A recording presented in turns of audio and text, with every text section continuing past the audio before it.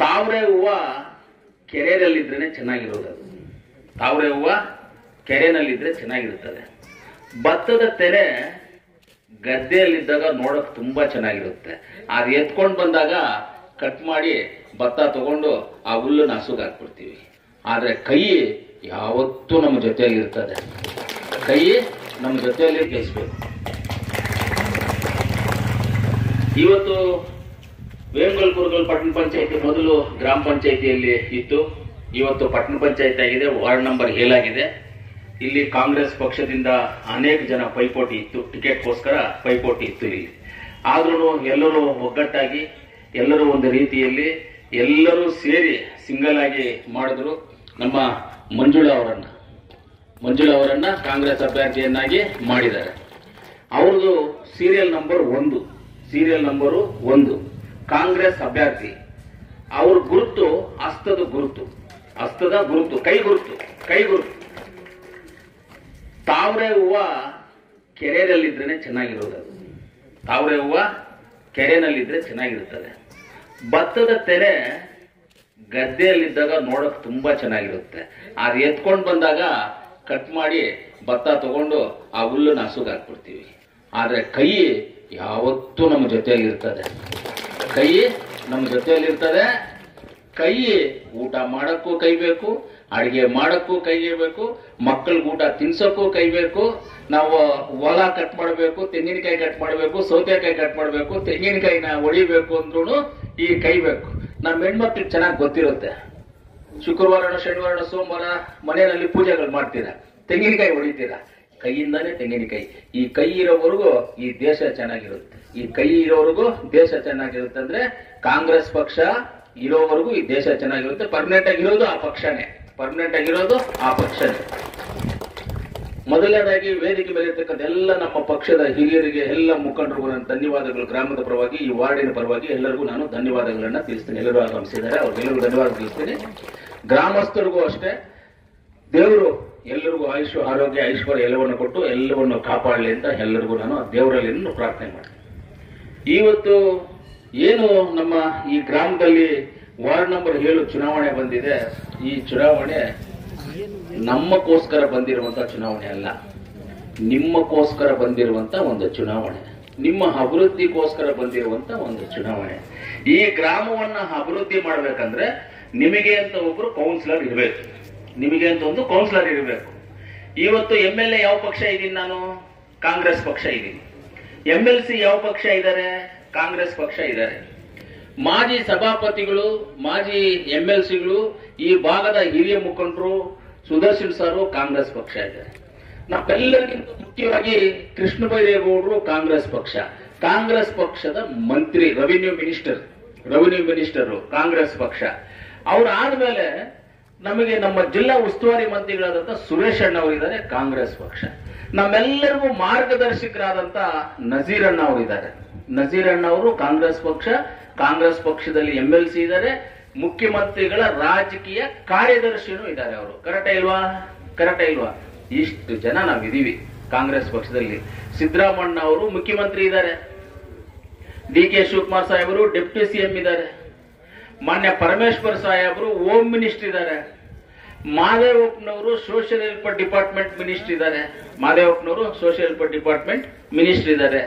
ಇವತ್ತು ಕರ್ನಾಟಕದಲ್ಲಿ ನಾವು ಹೋದ್ಸಲಿ 2023 ಚುನಾವಣೆ ಪ್ರಚಾರಕ್ಕೆ ಈ ಊರಿಗೆ ಬಂದಿದ್ವಿ, ಈ ದೇವಸ್ಥಾನಕ್ಕೆ ಬಂದಿದ್ವಿ, ಇಲ್ಲೇ ಮಾತಾಡಿದ್ವಿ, ಹೋದ್ವಿ. ನಾವು ಆವತ್ತು ನಾವೇನ್ ಮಾಡ್ತೀವಿ ಅಂತ ಹೇಳಿದ್ವಿ. ಮೊದಲನೇದಾಗಿ 5 ಗ್ಯಾರಂಟಿಗಳನ್ನ ನಾವು ಹೇಳಿದ್ವಿ. 5 ಗ್ಯಾರಂಟಿಗಳನ್ನ ಹೇಳಿದ್ವಿ. 1ನೇ ಗ್ಯಾರಂಟಿ ಮನೆಯ ಯಜಮಾನಮ್ಮನಿಗೆ 2,000 ರೂಪಾಯಿ ಕೊಡುವಂಥದ್ದು. 2ನೇ ಗ್ಯಾರಂಟಿ ಮನೆಗೆ ಕರೆಂಟ್ 200 ಯೂನಿಟ್ ಫ್ರೀ ಕೊಡುವಂಥದ್ದು. 3ನೇದು ಹೆಣ್ಣು ಮಕ್ಕಳಿಗೆ ಬಸ್ ಫ್ರೀ ಕೊಡುವಂಥದ್ದು. 4ನೇದು 10 kg ಅಕ್ಕಿ ಕೊಡುವಂಥದ್ದನ್ನ. 1 ವರ್ಷ ನಾವು 10 kg ಅಕ್ಕಿ ಕೊಡಕ್ಕಾಗಿಲ್ಲ, ದುಡ್ಡು ಕೊಡ್ತಾ ಇದೀವಿ 170 ರೂಪಾಯಿ ಒಬ್ಬರಿಗೆ ಅಂತ. 35 ರೂಪಾಯಿ 170 ರೂಪಾಯಿ ಕಾಸು ಕೊಡ್ತಾ ಇದ್ವಿ. ಅದಾದ್ಮೇಲೆ ಯುವಕರು ಯುವತಿಯರು ಓದಿ ಕೆಲಸ ಸಿಗದೆ ಅಂತವ್ರವ್ರಿಗೆ, ಡಿಪ್ಲೊಮಾ ಮಾಡಿದ್ದವರಿಗೆ 1500, ಡಿಗ್ರಿ ಮಾಡಿದ್ದವರಿಗೆ 3000 ರೂಪಾಯಿ ಕೊಡ್ತೀವಿ ಅಂತ ಹೇಳಿದ್ವಿ. ಅದರ ಪ್ರಕಾರವಾಗಿ ಅದು ಕೊಟ್ಟಿದ್ವಿ. 5 ಗ್ಯಾರಂಟಿಗಳು ಇಂಪ್ಲಿಮೆಂಟ್ ಮಾಡಿದೀವ ಇಲ್ವಮ್ಮ? ನೀವು ಬಸ್ಗಳಲ್ಲಿ ಹೋಗಿದ್ದೀರಾ ಫ್ರೀಯಾಗಿ? 200 ಯೂನಿಟ್ ಕರೆಂಟು ಫ್ರೀ ಬಂದಿದೆಯಾ? ಆಮೇಲೆ ಮನೆ ಯಜಮಾನಮ್ಮನಿಗೆ 2,000 ರೂಪಾಯಿ ಹಾಕೋದು 1 ತಿಂಗಳು 2 ತಿಂಗಳು ಲೇಟ್ ಆಗುತ್ತೆ. ಅದು ಬ್ಯಾಲೆನ್ಸ್ ಮಾಡಬೇಕು. ಯಾಕಂದ್ರೆ ಹೊಸದಾಗಿ ಮಾಡಿರುವಂತ ಕಾರ್ಯಕ್ರಮ ಬ್ಯಾಲೆನ್ಸ್ ಮಾಡಬೇಕು. ಅದನ್ನು ಮಾಡಿದೀವ, 1 ತಿಂಗಳು ಲೇಟ್ ಆದ್ರೂ ಬರುತ್ತೆ ಕಾಸು. ಆ ರೀತಿಯಲ್ಲಿ ನಾವು ಹೇಳದಂಗೆ ಎಲ್ಲವನ್ನು ಮಾಡ್ಕೊಂಡು ಬರ್ತಾ ಇದ್ದೀವಿ. ಇವತ್ತು ಈ ರೋಡ್ ಅನ್ನು ಹಾಕಿದೀವಿ, 3 ಕೋಟಿ ರೂಪಾಯಿ ರೋಡ್ ಹಾಕಿದ್ವಿ. 3 ಕೋಟಿ ರೂಪಾಯಿ ರೋಡ್ ಹಾಕಿದೀವಿ. ಅಭಿವೃದ್ಧಿ ವಿಚಾರದಲ್ಲಿ ನಾವೆಲ್ಲೂ ಹಿಂದೆ ಹೋಗೋದಿಲ್ಲ. ಗ್ರಾಮಗಳಲ್ಲೂ ಅಷ್ಟೇ ಅಭಿವೃದ್ಧಿ ವಿಚಾರಗಳಲ್ಲಿ ಮುಂದೆ ಬರ್ತೀವಿ. ಯಾವಾಗ್ಲೂ ಈ ಗ್ರಾಮದಲ್ಲಿ ನಮಗೆ ಜಾಸ್ತಿ ಸಿಗೋದು ಇವನೊಬ್ಬರು ಸಿಗ್ತಾ ಇರ್ತಾರೆ ನನಗೆ ಅಂತ, ತುಂಬಾ ಕ್ಲೋಸ್ ಅವ್ರು, ಬೈರೇಗೌಡ. ಅವ್ರು ಹೇಳ್ತಾರೆ ನಮ್ಮೂರ್ಗೆ ಅದು ಹಾಕ್ಬೇಕಣ, ಇದು ಹಾಕ್ಬೇಕಣ, ಇದು ಮಾಡ್ಬೇಕು, ಅದು ಮಾಡ್ಬೇಕು ಅಂತಾನೆ. ಅದೇ ಒಂದು ಕೌನ್ಸಿಲರ್ ನಿಮ್ಮ ಊರಲ್ಲಿ ಇದ್ರೆ ನೀವು ಬೆಳಗ್ಗೆ ಆದ್ರೆ ಅವ್ರಿಗೆ ಹೇಳಿ ನಿಮ್ ಕೆಲಸಗಳು ಮಾಡಿಸ್ಬೋದು. ಅವ್ರು ನಮ್ಗೆ ಹೇಳ್ತಾರೆ, ನಾವು ಅವ್ರಿಗೆ ಕೆಲಸಗಳ ಏನು ಮಾಹಿತಿ ಬೇಕೋ ಆ ಮಾಹಿತಿಗಳೆಲ್ಲ ನಮ್ಮ ಹತ್ರ ಬರುತ್ತೋ, ಅದಕ್ಕೆ ಎಷ್ಟು ಬೇಕೋ ದುಡ್ಡನ್ನ ಕೊಟ್ಟು ನಾವು ಅದನ್ನ ಮಾಡಿಸುವಂತ ಜವಾಬ್ದಾರಿ ನಾವು ತಗೊಳ್ತೀವಿ. ಖಂಡಿತವಾಗ್ಲೂ ಇವತ್ತು ಈ ಗ್ರಾಮದಲ್ಲಿ ನೋಡ್ತಾ ಇದ್ರೆ ನಮ್ಮ ಮಂಜುಳಾತ್ನವರು ಆಲ್ರೆಡಿ ಗೆದ್ದಂಗೆ ನಮ್ಗೆ ಡೌಟ್ ಏನಿಲ್ಲ. ಅತಿ ಹೆಚ್ಚು ಮೆಜಾರಿಟಿನಲ್ಲಿ ಗೆಲ್ತಾರೆ, ಡೌಟ್ ಏನಿಲ್ಲ. ಅವರು ಗೆದ್ದು ನಿಮ್ಮ ಸೇವೆ ಮಾಡೋದಕ್ಕೆ, ಅವರು ಅವ್ರ ಯಜಮಾನರು ನಿಮ್ಮ ಸೇವೆ ಮಾಡೋದಕ್ಕೆ ನೀವೆಲ್ಲ ಅವಕಾಶ ಮಾಡಿಕೊಡ್ಬೇಕು. ಇವಾಗ JDS ಅವರು ಬಿಜೆಪಿನವ್ರು ಬಂದು ನಿಮ್ಮನ್ನು ಓಟ್ ಕೇಳ್ತಾರೆ. ಏನಂತ ಓಟ್ ಕೇಳ್ದ? ಅವ್ರದ್ದೇನು ಸರ್ಕಾರ ಇದೆಯಾ? ಅವ್ರೇನ್ ಮಂತ್ರಿ ಇದಾರ? ಅವ್ರ MLA ಇದಾರ? ಏನ್ ಮಾಡಕ್ಕಾಗುತ್ತೆ ಅವ್ರ ಕೈನಲ್ಲಿ? ಏನು ಮಾಡಕ್ಕಾಗಲ್ಲ. ಏನಾದ್ರೂ ಅಭಿವೃದ್ಧಿ ಮಾಡ್ಬೇಕಂದ್ರೆ ನಾವೇ ಮಾಡ್ಬೇಕು. ಅವ್ರು ಏನು ಮಾಡಕ್ ಆಗೋದಿಲ್ಲ. ನಿಮ್ಗೆ ಖಂಡಿತವಾಗ್ಲೂ ಅರ್ಥ ಮಾಡ್ಕೊಳ್ಳಿ. ನೀವ್ಯಾರು ಯಾಮಾರಬೇಡಿ. ಕಾಂಗ್ರೆಸ್ ಪಕ್ಷ ಹಸ್ತದ ಗುರುತಿಗೆ ನೀವು ಓಟ್ ಹಾಕ್ಬೇಕು. ಓಟ್ ಹಾಕಿ ಮಂಜುಳಾ ಅವರನ್ನ ಗೆಲ್ಲಿಸ್ಬೇಕು.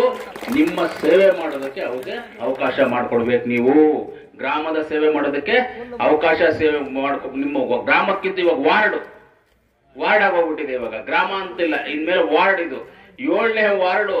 ಈ ವಾರ್ಡ್ ಅನ್ನ ಡೆವಲಪ್ಮೆಂಟ್ ಮಾಡೋದಕ್ಕೆ ಅವ್ರಿಗೆ ಅವಕಾಶ ಮಾಡ್ಕೊಡ್ಬೇಕು. ನೀವೆಲ್ಲರೂ ಸೇರಿ ನಾವೆಲ್ಲ ಅವ್ರ ಜೊತೆಗಿದ್ದು ಎಲ್ಲ ಕೆಲಸದ ಕಾರ್ಯದಲ್ಲಿ ಅವ್ರಿಗೆ ಸಪೋರ್ಟ್ ಆಗಿ ನಿಂತು ಗ್ರಾಮವನ್ನ ಅಭಿವೃದ್ಧಿ ಮಾಡ್ತೀವಿ. ಅದಕ್ಕಿಂತ ಮೀರಿ ಇನ್ನ ಒಂದು ಹೇಳ್ತೀನಿ, ನಿಮ್ಮ ಗ್ರಾಮದಲ್ಲಿ ನೀವು ಹಾಕಿ ಅವ್ರನ್ನ ಗೆಲ್ಸಿದ ಮೇಲೆ ನಾವೇನಾದ್ರೂ ನಾವು ಹೇಳಿದ ಪ್ರಕಾರವಾಗಿ ನಡ್ಕೊಂಡಿಲ್ಲ ಅಂದ್ರೆ, ಈ ಗ್ರಾಮದ ಅಭಿವೃದ್ಧಿ ವಿಚಾರದಲ್ಲಿ ಹಿಂದೆ ಹೋದ್ರೆ ನೆಕ್ಸ್ಟ್ ನಾವು ಬರುವಂತ ಚುನಾವಣೆಗಳಿಗೆ ನಮ್ಗೆ ಓಟ್ ಹಾಕ್ಬೇಡಿ. ನೀವು ನಾವು ಮಾಡದೇ ಇದ್ರೆ ನೀವು ಹಾಕ್ಬೇಡಿ. ಯಾಕೆ ಆ ಮಾತನ್ನ ಹೇಳ್ತೀವಿ ಅಂದ್ರೆ, ನಮಗೆ ನಂಬಿಕೆ ಇದೆ, ನಾವು ಮಾಡ್ತೀವಿ.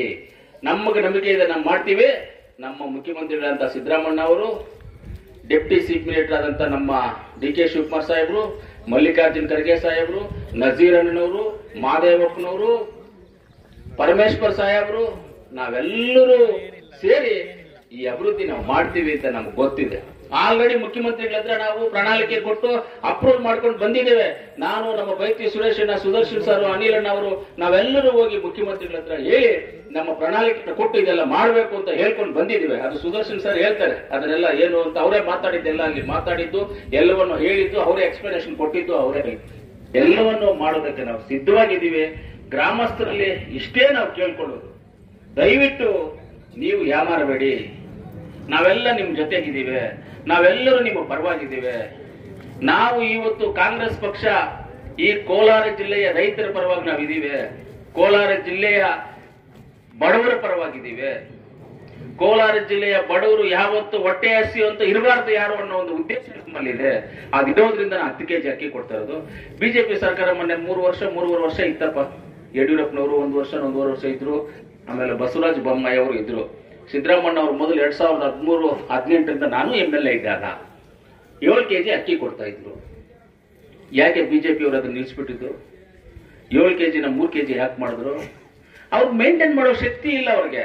ಅವ್ರಿಗೆ ಹೆಂಗ್ ಫಂಡ್ಸ್ ನ ಕ್ರಿಯೇಟ್ ಮಾಡಬೇಕು ಅನ್ನೋದು ಗೊತ್ತಿಲ್ಲ ಅವ್ರಿಗೆ. ಹೆಂಗ್ ಫಂಡ್ಸ್ ನ ಕ್ರಿಯೇಟ್ ಮಾಡಬೇಕು ಅಂತ ಗೊತ್ತಿಲ್ಲ ಅವ್ರಿಗೆ. ಅದಕ್ಕೆ ಅವ್ರು ಕೊಡಕ್ಕಾಗಿಲ್ಲ. ಸಿದ್ದರಾಮಣ್ಣ ಅವರು ಅವತ್ತು ಅಸೆಂಬ್ಲಿಲಿ ಹೇಳ್ತಾರೆ, ನಾನು 7 ಕೆಜಿ ಅಕ್ಕಿ ಕೊಡ್ತಾ ಇದ್ದ ಬಡವರಿಗೆ, ನೀವು ಅದನ್ನ ನಿಲ್ಸಿದೀರಾ, ನಿಲ್ಸಬಾರ್ದು, ಕೊಡಬೇಕು ಅಂತ ಸಿದ್ದರಾಮಣ್ಣ ಹೇಳಿದಾಗ ಕೊಡಕ್ ಆಗೋದಿಲ್ಲ ಅಂತ ಬಸವರಾಜ ಬೊಮ್ಮಾಯಿ ಅವರು ಹೇಳ್ತಾರೆ. ಕೊಡಕ್ ಆಗ್ಬೇಕಂದ್ರೆ ನೀವು ವಿಡಿಯೋಸ್ ನೋಡ್ಕೋಬಹುದು. ಇವತ್ತು ನೀವು ವಿಡಿಯೋಗೆಲ್ಲ ನೋಡ್ಬೋದು, ಬೇಕಂದ್ರೆ ಯೂಟ್ಯೂಬ್ ಅಲ್ಲಿ ಇಲ್ಲಿ ವಿಡಿಯೋ ಇರ್ತವೆ, ನೋಡ್ಕೋಬಹುದು. ಕೊಡಕ್ ಆಗಲ್ಲ ಅಂದ್ರು. ಆವತ್ತು ಸಿದ್ದರಾಮಣ್ಣ ಏನಂತಾರೆ, ಮುಂದಿನ ದಿನಗಳಲ್ಲಿ ನಮ್ಮ ಸರ್ಕಾರ ಬರುತ್ತೆ, ನಾವು ಸರ್ಕಾರ ರಚನೆ ಮಾಡ್ತೀವಿ, ಆವತ್ತು ಈ ಕರ್ನಾಟಕದ ಬಡ ರೈತರಿಗೆ, ಬಡವರಿಗೆ ನಾವು 10 ಕೆಜಿ ಅಕ್ಕಿ ಕೊಡ್ತೀವಿ ಅಂತ ಹೇಳ್ತಾರೆ. ಇವತ್ತು ರಾಗಿ ಅಕ್ಕಿ ಸೇರಿ 10 ಕೆಜಿ ಬರ್ತಾ ಇದೆಯಿಲ್ಲಮ್ಮ? ಹೇಳಿಮ್ಮ, ನಿಮ್ಗೆ ಗೊತ್ತಾಗುತ್ತೆ. ಕರೆಂಟ್ ಫ್ರೀ ಬರ್ತಾ ಇದೆಯಮ್ಮ. ನಾವು ಅಲ್ಲಿಗೆ ಬಸ್ಸು ಫ್ರೀ ಬರ್ತಾ ಇದೆಯಲ್ಲಮ್ಮ, ಬಸ್ಸು ಫ್ರೀ ಬರ್ತಾ ಇದೆಯಾ? ನಾವು ಹೇಳಿದ ಪ್ರಕಾರವಾಗಿ ನಡ್ಕೊಂಡಿದೀವ. ಊರಿನ ಅಭಿವೃದ್ಧಿ ವಿಚಾರದಲ್ಲಿ ಇವಾಗ ಹೇಳ್ತಾ ಇದ್ದೀನಿ, ಮಾಡ್ತೀವಿ, ಖಂಡಿತವಾಗ್ಲೂ ಮಾಡ್ತೀವಿ. ಏನಿದೆಯೋ ನಿಮ್ಮ ಊರವ್ರು ಏನ್ ರಿಕ್ವೈರ್ಮೆಂಟ್ ಕೊಟ್ಟಿದ್ದಾರೆ ಅದನ್ನ ಮಾಡೇ ಮಾಡ್ತೀವಿ, ಬಿಡೋದೇ ಇಲ್ಲ, ನಾವು ಮಾಡೇ ಮಾಡ್ತೀವಿ. ಇದನ್ನ ಮಾಡಿದ್ರೆ ಮುಂದಿನ ದಿನಗಳಲ್ಲಿ ನಮ್ಗೆ ಓಟ್ ಹಾಕಿ, ಇಲ್ಲಾಂದ್ರೆ ಬೇಡ, ನಮ್ಗೆ ಕೆಲಸ ಮಾಡಿಲ್ಲ ಅಂದ್ರೆ ಹಾಕ್ಬೇಡಿ, ನಮ್ಗೆ ಪರವಾಗಿಲ್ಲ.